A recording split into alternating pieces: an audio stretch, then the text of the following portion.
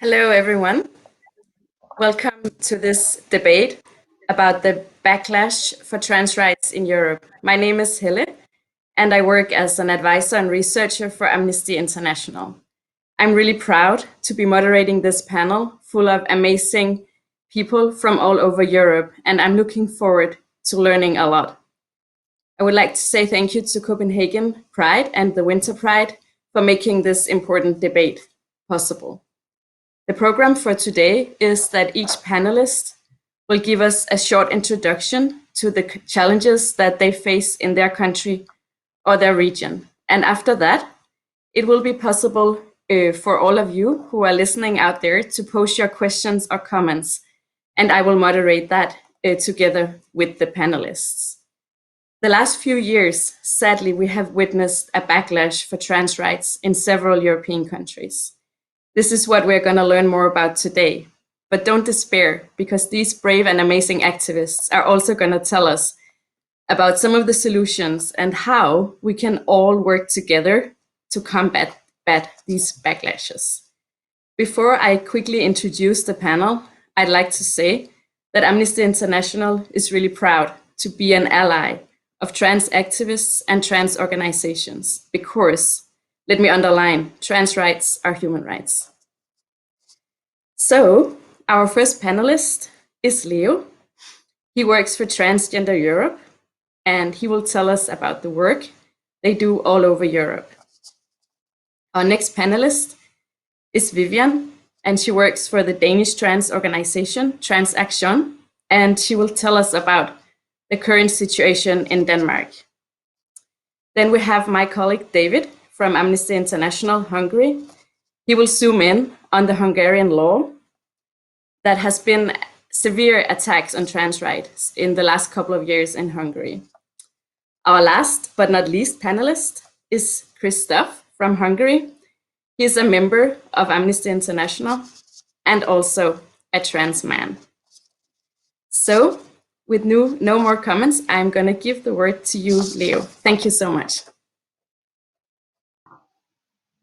Thank you. Thank you for the invitation, and thank you for organizing this event. It is great that we're, despite all the difficulties, being able to talk about these issues that are very timely for what we're facing, like Helle, like you just mentioned. The trans community is facing a lot of difficulties at the moment. It wasn't easy before, but definitely COVID-19 and the current attacks that we're seeing aren't really helping. So thank you for giving the space to this topic. Well, I have a short time and I have a lot of countries to cover, so I'll only be able to give a very general overview. So please feel free to ask any questions, and I can get into more details. We have some data that shows that coming from different institutions like the Fundamental Rights Agency of the European Union or the European Commission, or even our own data that we collect through our membership and experts in different countries, that show how rights and the experience of trans people across the region are evolving throughout time. We have seen some progress in the last few years, also to give kind of the context and some background, that we have indeed seen progress. We are seeing more and more countries supporting the rights of trans people, discrimination being, sorry, my screen keeps changing. The situation of discrimination getting better in some countries, but still we see that the picture is very diverse. It really depends on the country. We cannot really speak about the European situation. It really depends, not even in the region. It is very diverse. And however, we can see a trend of progress happening in the last few years. But now, since a few years from now, we've seen a lot of stagnation and even rollbacks that I'm sure my colleagues here will be talking about in more detail about their countries. So we see, as an example, as a reference, the possibility for legal gender recognition, just to pick one, how that's improved. And we have up to 9 countries now in Europe that have a procedure that is based on self-determination, so that someone can just freely express their gender and the state will recognize that gender without having to undergo any kind of medical procedure or psychiatric diagnosis, for example. So that's just like an example of how far we've gotten in just a few years since 2014 until now.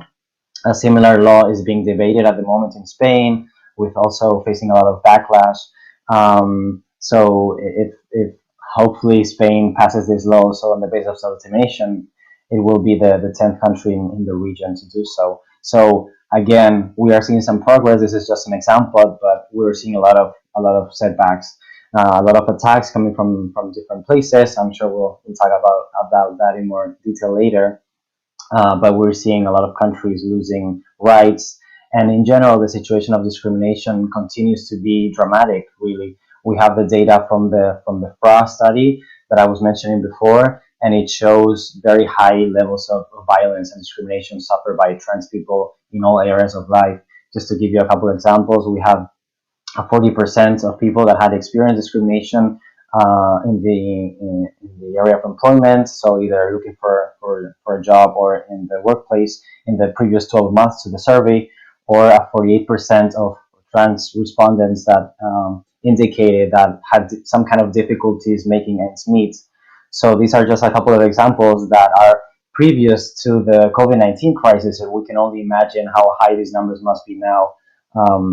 After the impact of the pandemic. We have been in touch with members. We have learned a lot about the situation at the national level, and it is really dramatic, especially when it comes to really basic needs such as food, housing, employment. So really financial. We've seen very high financial vulnerability for trans communities, especially for those in the community that are most marginalized, and also a huge impact in the field of healthcare as well, both in general healthcare, but also when it comes to accessing trans-specific healthcare. So these are just some examples to give you an overview. It's a difficult time for the community, and I hope it's a good space to exchange and come up with strategies together. Thank you so much, Leo, for this European overview. And I would now like to give the word to you, Vivian, to tell us a bit about the development here in Denmark. Thank you. Yeah, thank you, Helen. Thank you for having me on the panel.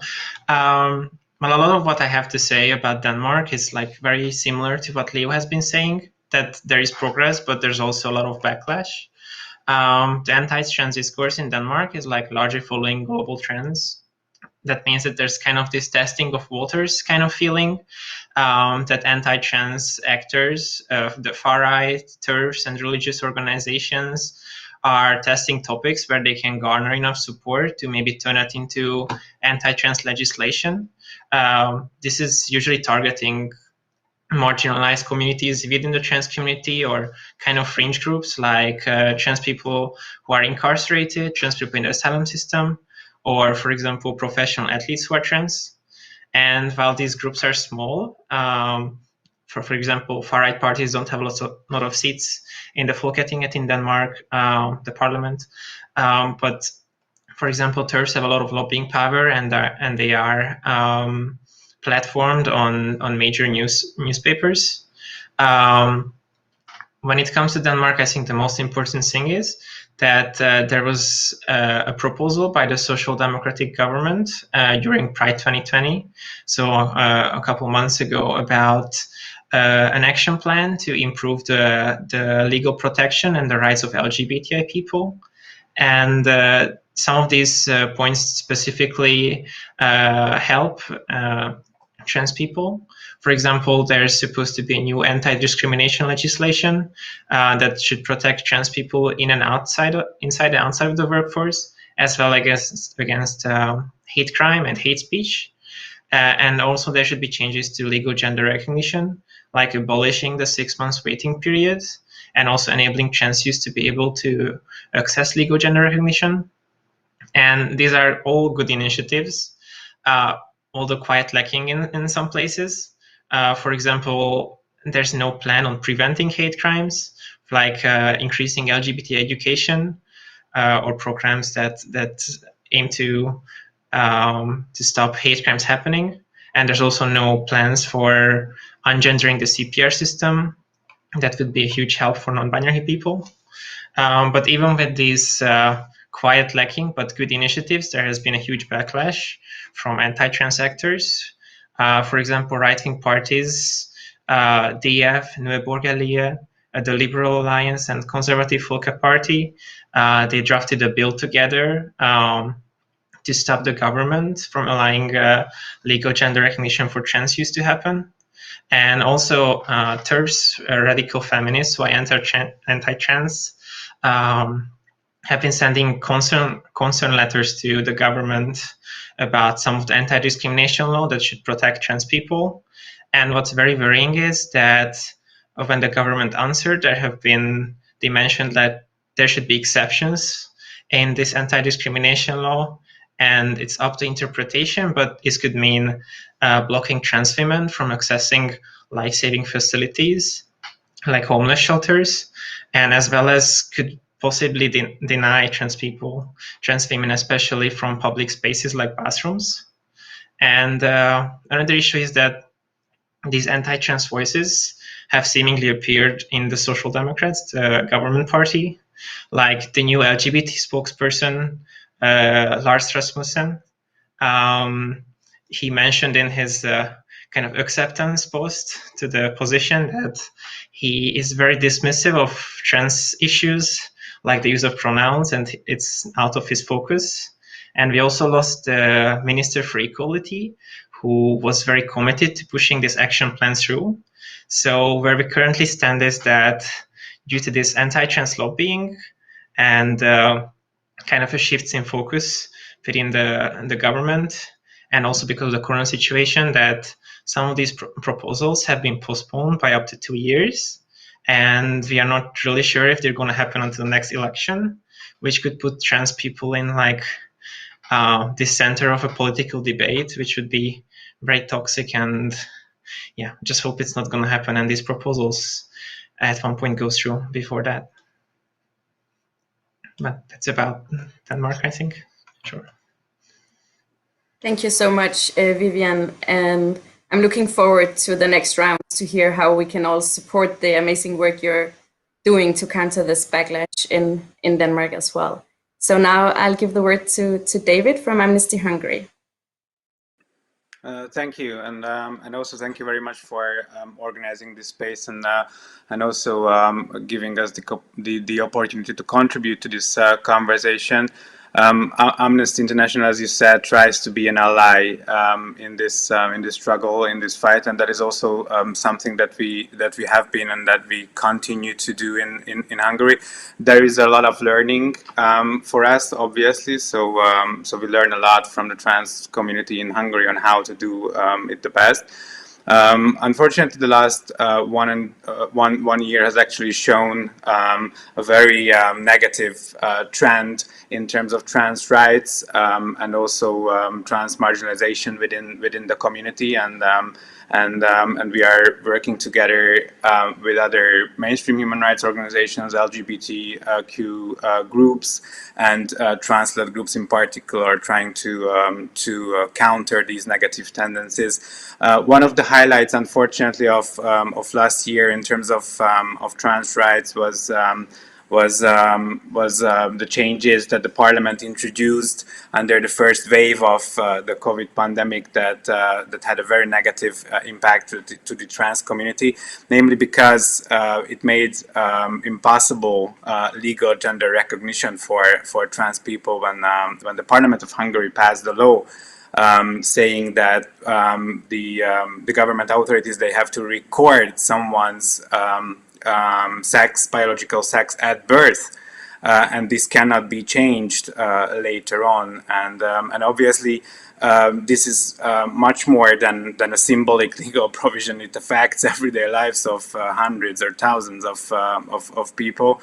But the government of Hungary used it for a narrative campaign targeted against the trans community in particular, but against the LGBTQ community as a whole.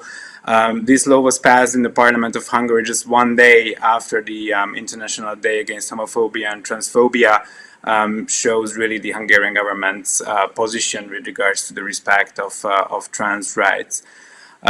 Later on in the year, there were a couple of other legal and discursive developments that have had a negative impact on transgender people's lives. Most importantly, the Ninth Amendment to the Constitution of Hungary.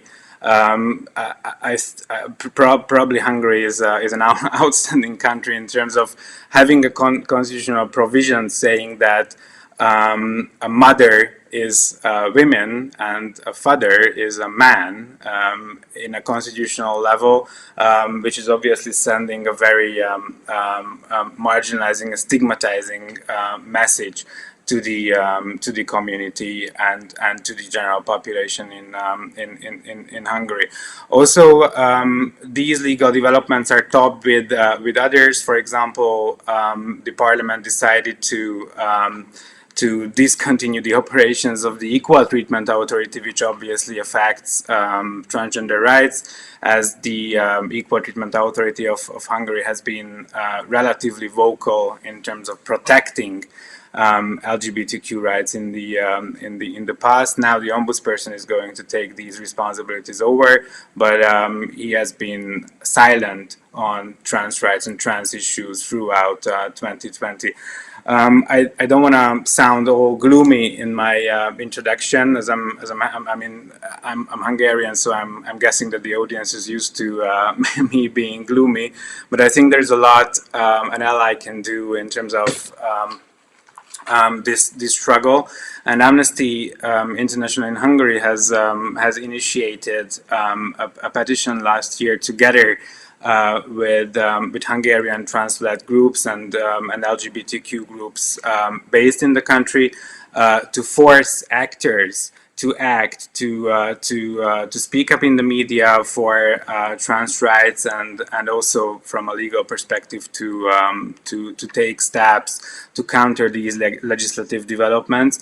And one of the successes, I think, that this has had beyond the 15,000 signatures that we collected, which I think for the size of Hungary is a relatively good outcome, is the increased visibility for the trans community. We managed to together with trans groups to put this issue out in the public conversation and have to foster a debate on these issues and why they are problematic. Of course, the struggle is ongoing, and we are keen to learn more from the trans community on how we can support them better, but this is where we are.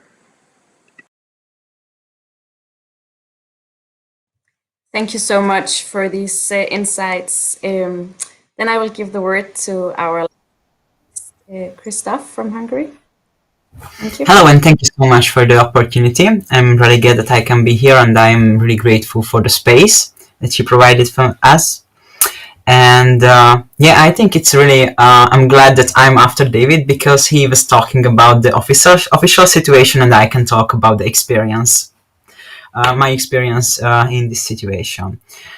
Let me introduce myself. I'm a 23-year-old trans guy. I'm living in Budapest usually. Now, because of the COVID and the lockdown, I moved to the countryside to my parents. I'm working from an IT company, but whenever I have free time, I'm volunteering for several NGOs. Amnesty International Hungary is one of them. I was a former fundraiser in Amnesty, and at the moment, I'm taking part in the human rights education program. And about the situation in Hungary, first of all, I would like to start with that. I might not give a full picture about the situation here, because I have to admit that I am in a really privileged situation. First of all, because I'm living in the capital. I'm coming from a supportive environment regarding my family and my friends. They were pretty educated about these things, not much, but pretty educated regarding the situation. And for example, I have quite well-paying job. So, for example, I can afford to visit a clinic for the confirmation therapy, which is like outstanding in the region. So usually, I think a lot about that, how other people bear with this issue, these issues that I have day by day. But I can say that I'm in a really lucky situation at the moment, despite the fact that I'm living in Hungary as a transgender man. And let me talk about my name changing application. I applied my official gender recognition back in 2019, and first it was a really interesting situation because we never really had a law about it. Maybe David is going to talk about it later, but it was there were never really a law for changing gender in Hungary. And first, it was a debate about if the local if the local registration office have to deal with this name change application, the gender change, or is it the capital government office? But at the end, the local registration office denied it. And after that, we went to the local administrative court where we lost the case. It was like after 6 months. And after that, it went to the Supreme Court. And from there, it's at the moment at the Constitutional Court. And we are waiting for their decision at the moment. So yeah, I think this is what I would say about this. Thank you so much, Christoph. So before I give the floor to any comments or questions from the audience, I'd love for us to do another round. So now we have heard about all the challenges, and of course, as human rights activists, we know that challenges can indeed be overcome, especially if we work together. So it would be great to hear from all of you, like what strategies have you already used as organizations or individuals to overcome these challenges, and also maybe looking a bit to the future about which kind of solutions do you see and who could be allies or supporters in gaining these solutions. And if it's okay, Leo, I'd like to start with you again. Thank you. Of course. Thank you. Well, I think, well, we have so many challenges, it's difficult to say.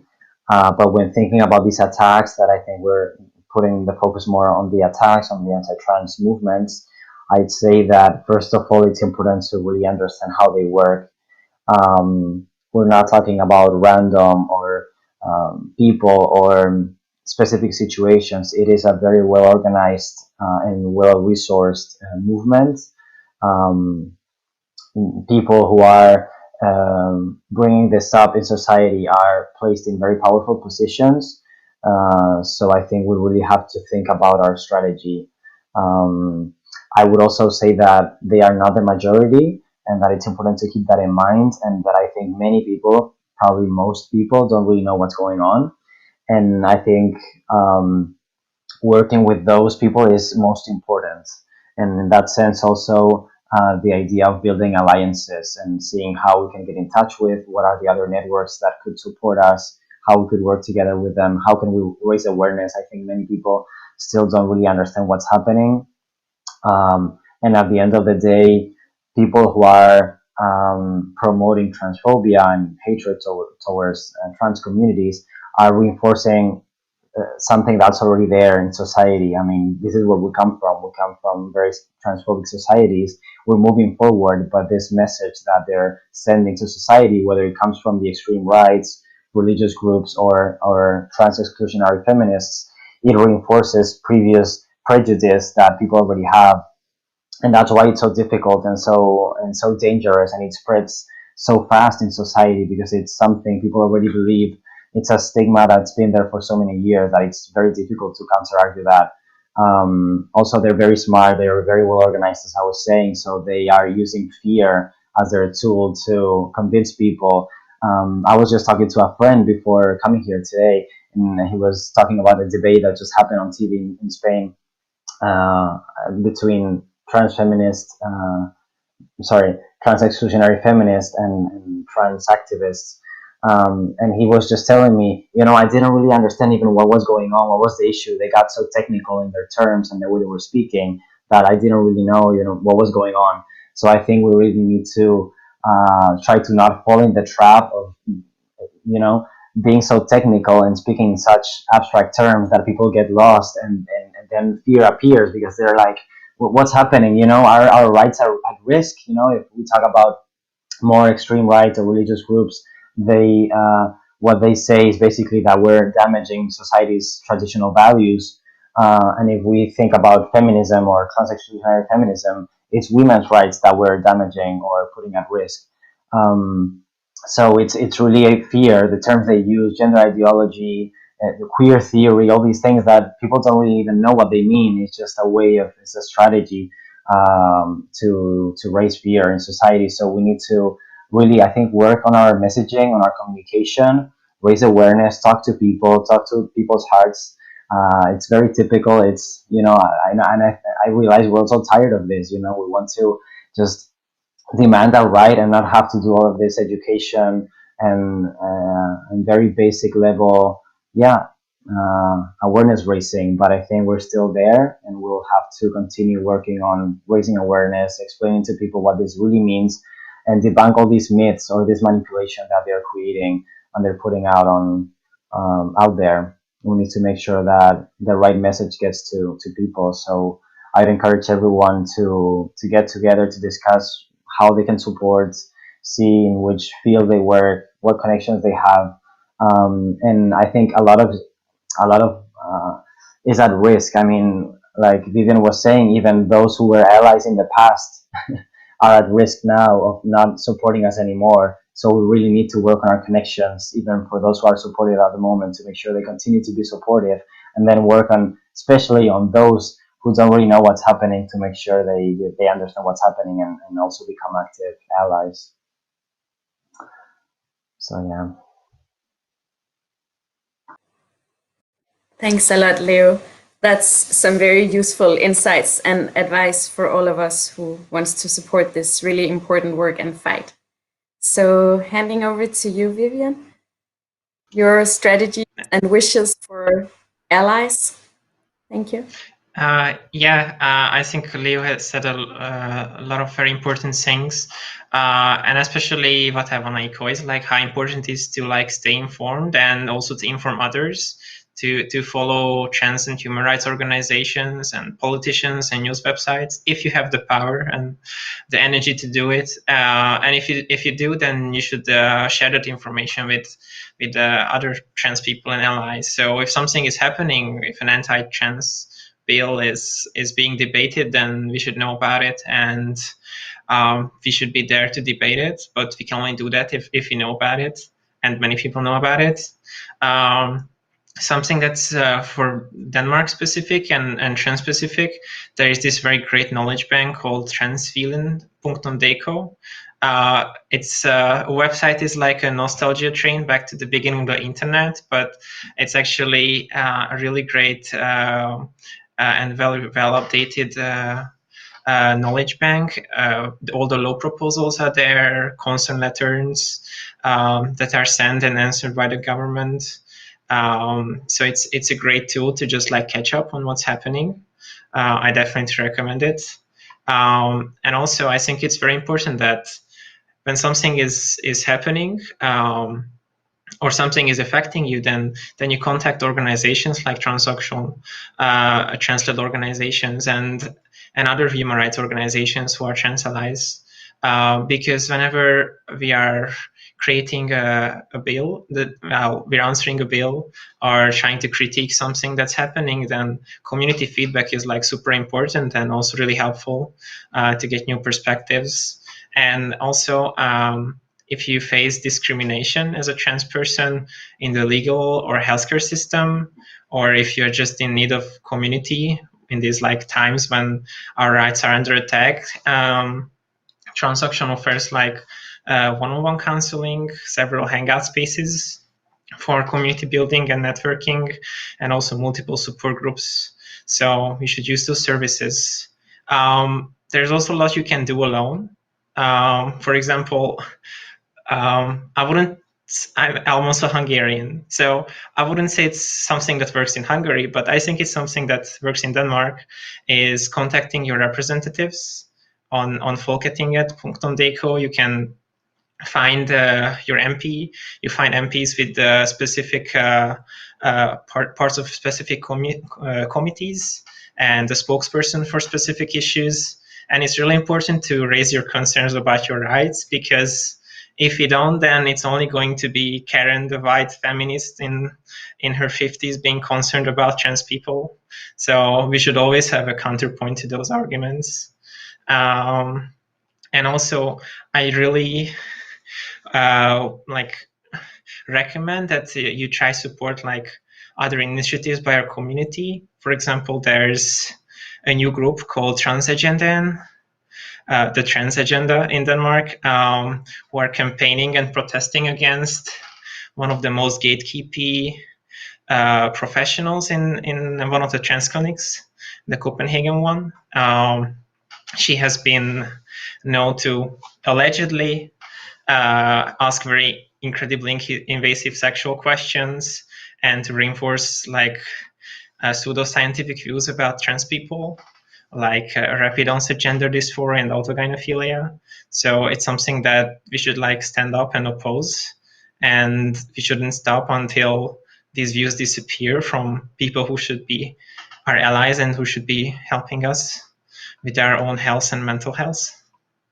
And of course, if you have the means, which not a lot of trans people do, but if you do, then you should donate to organizations like Transaction or Amnesty, because, well, I can speak for Transaction, but I think it's true for most organizations that we get funding for specific projects, which are some of the most important things we do, like doing support groups.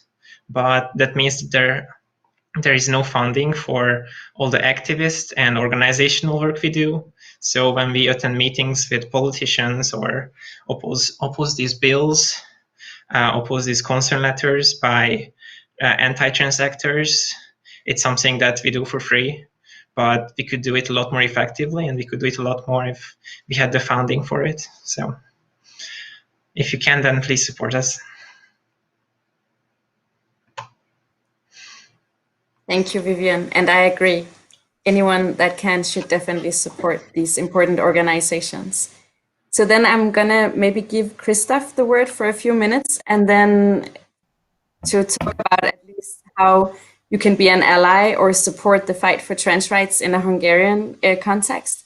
And then we're actually starting to get some really cool questions from the audience. So then I'm gonna start posting them afterwards. Thanks. Thank you. Thank you. Well, as Vivian also mentioned, the situation is really different in Hungary. And what I experience, I think I can tell that I quite living in a social bubble, because most of my friends has a similar mindset than me, and even they usually have issues with understanding. And this is one of the greatest obstacles that I have nowadays, because of this political and other pressure, I feel really isolated and separated from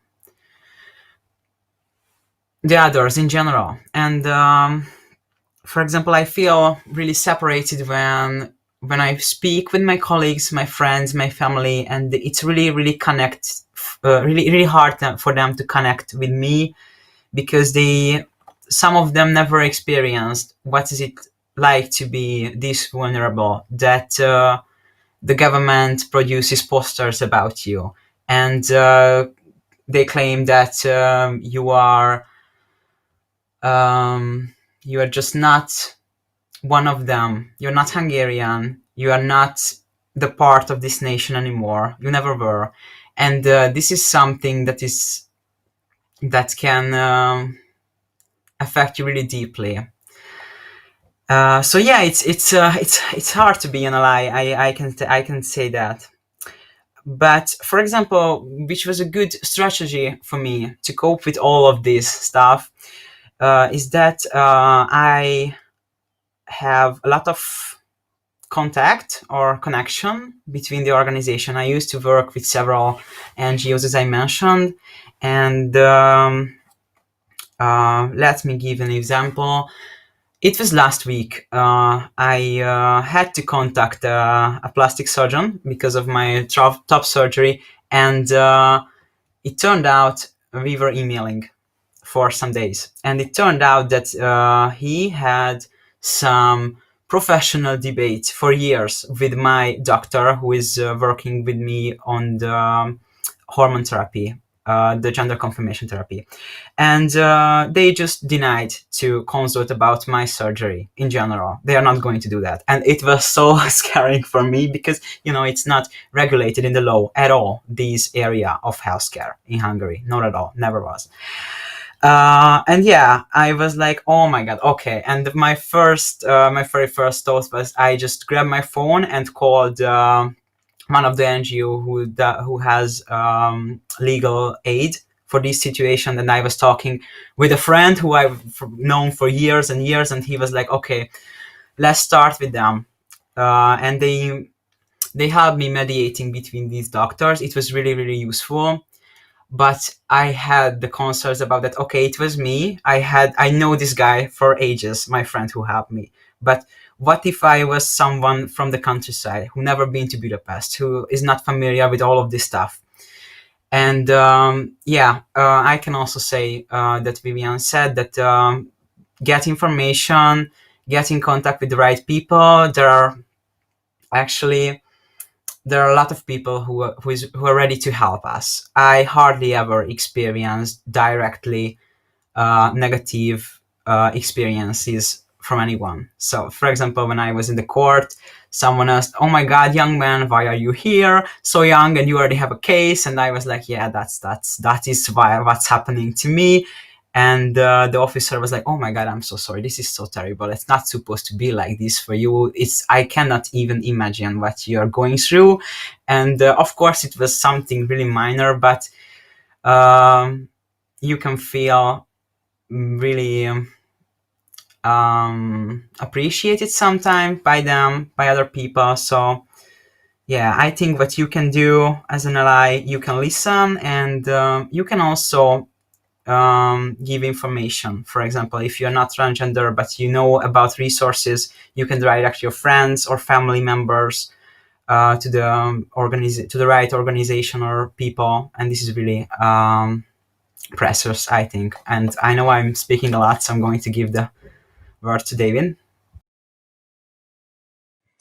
I think we are going to start taking some of the questions now, but thank you so much, Christoph. I think the first question is specifically for you, Vivian.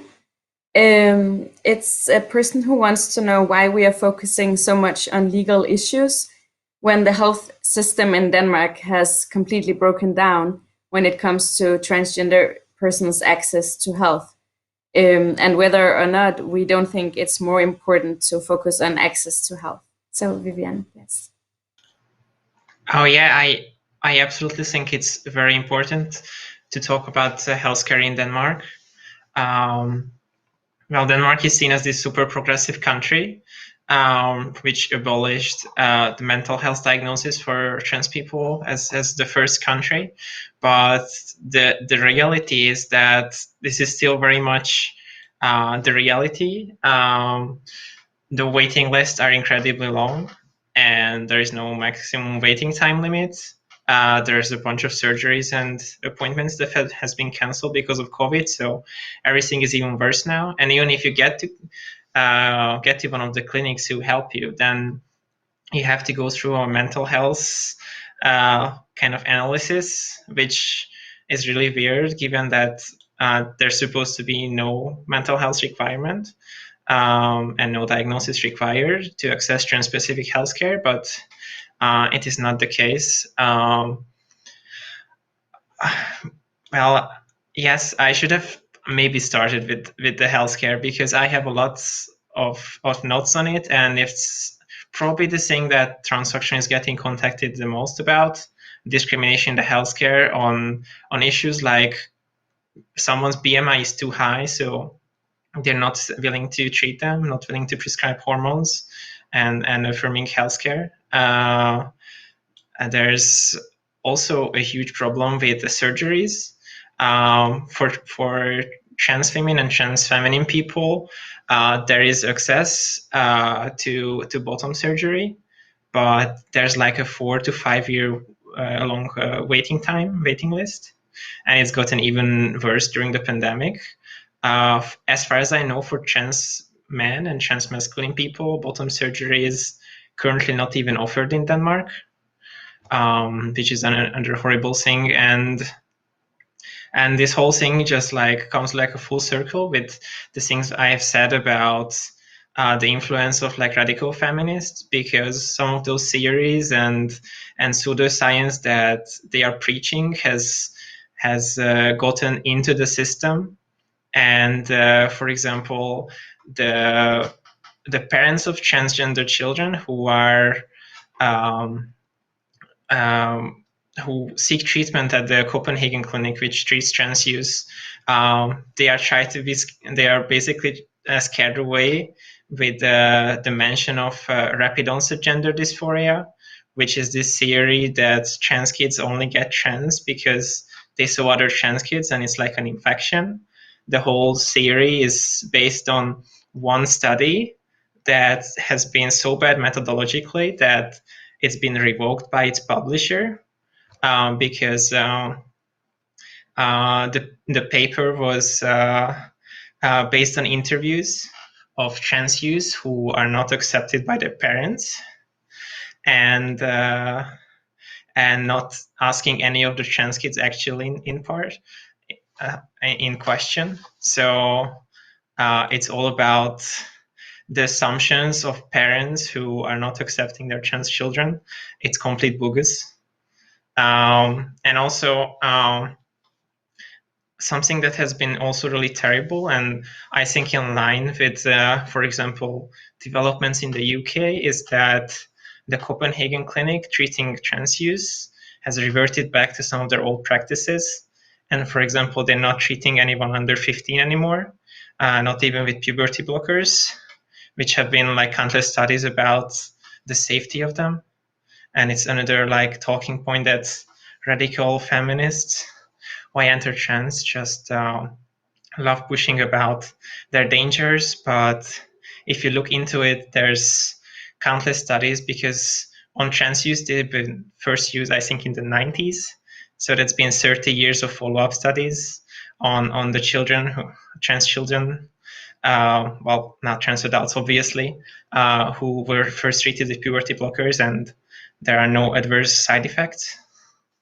And when it comes to the point of view of transaction in the healthcare system, is that we are attending all these dialogue meetings, but it feels like the system is just so bad. Because, for example, the Copenhagen clinic has been reformed from the sexological clinic to a center for gender identity, but the staff and methods remain largely the same. So I think we should try to move from this centralized system to something that's based more on informed consent, and everyone finding their own gynecologist or endocrinologist who would treat them. It would be a system that would work much better for trans people, and that should be the aim of trans-specific healthcare, to help trans people. I hope this answered the questions, but if not, then just feel free to ask another one. Thank you so much, Vivian, for these really important insights. And clearly from Amnesty International's side, we completely agree and support your work on access to health. So I'd like to pose a question to you, Leo. It's a little bit related to what we have heard from Vivian with all these restrictions in accessing healthcare for trans people. So I was wondering if you could give us like a bit of a view over Europe on the effect of COVID-19, specifically when it comes to access to healthcare for trans people. Thank you. Thank you. Yeah, well, there are different layers or ways in which COVID-19 has impacted. We had previous studies in which we saw that trans people in general are afraid of going to the doctor because of the discrimination they may face when doing so. So that in itself, of course, affects the use of healthcare that trans people have. So that goes for general access to healthcare, and even getting infected by COVID itself. So very directly connected to the virus, it's of course affecting or how people are treated when they go on when they get the virus, how people are discriminated against in the healthcare system in general, how their name might not be respected or the gender, or where they might be placed if there are facilities that are separated by gender. So there are different spaces or moments in which trans people are discriminated against in healthcare in general.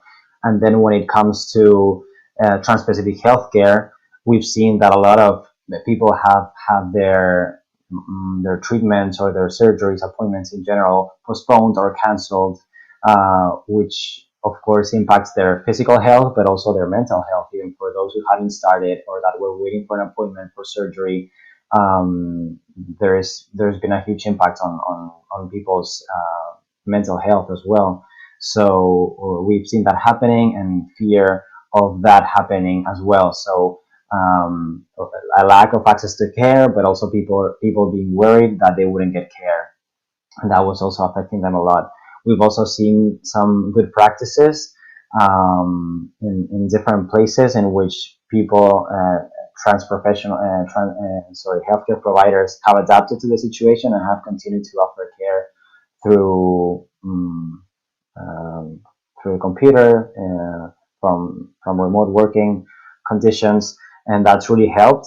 But of course, that doesn't cover anything, and it's not been that many people that have done that. It's again those who are more committed to trans people's rights and well-being that have done so. So the experiences are pretty bad in general.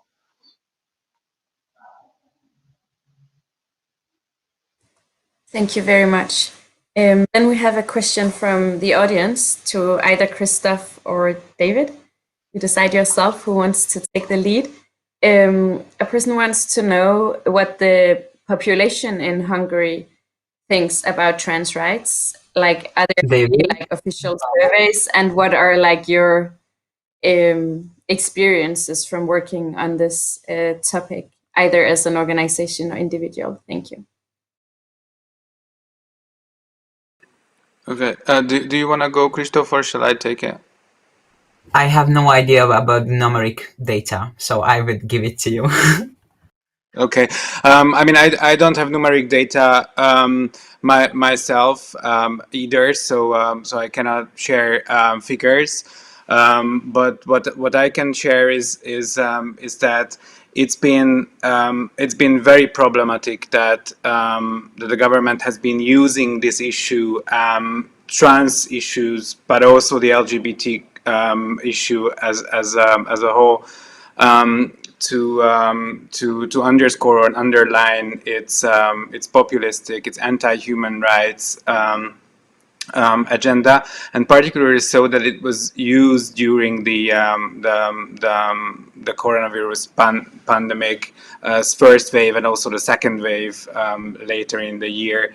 And used to foster hatred towards the trans community, and if you look at questions on, I mean, you asked about what the general population thinks, and there has been some data on that which did not show relative hostility towards these groups in population. So the so-called social distance between the general population and the LGBTQ community has been decreasing until last year, as these messages in the media have really contributed to having a negative environment. There are a lot of positive developments from this perspective as well.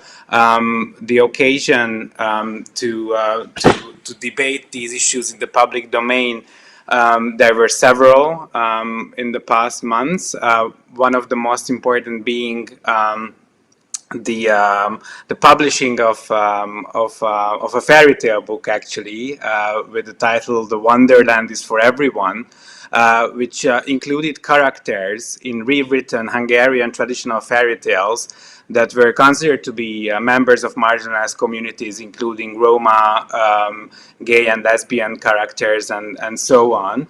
And this has fostered and sparked national debate that I think actually generated support towards the LGBTQ community. The latest, and this is not particularly trans-specific, I have to underline here, but the LGBTQ community as a whole has managed to generate a lot of support from non-traditional allies. Most lately, the goalkeeper for the Hungarian national football team, so football player, actually stood up for same-sex couples, adoption rights. I mean, that's in a nutshell, but no numeric data from my end. Thank you so much, David. So we have 8 minutes left now. So I would give each one of you 2 minutes for closing remarks, and through these 2 minutes, maybe answer the last question that was posed, and that's a person asking for good places to find resources so they can go out into the world and be good allies. So Leo, do you want to go first again? Good places to find resources. It's a difficult one. I would invite you to reach out to us, and we can provide you with everything we have. Also, check our website, tgu.org, and we have a lot of publications there, research that you can use. We have the index and maps that show the legal landscape of the region, Europe and Central Asia, the region that we cover, and publications on different topics. So feel free to check that and to reach out if you need anything. And again, I appreciate the space, the people who attended. Thank you for being there. I wish I could see you all. It's very cold and weird to do this online. I wish you could be there in person, but it's been really nice. And I really encourage everyone who's listening to think of how they can support. Like Vivian and Christoph were saying, reach out to us, see how you can be of support, because we need you. We don't have the resources the anti-trans movements have. We don't have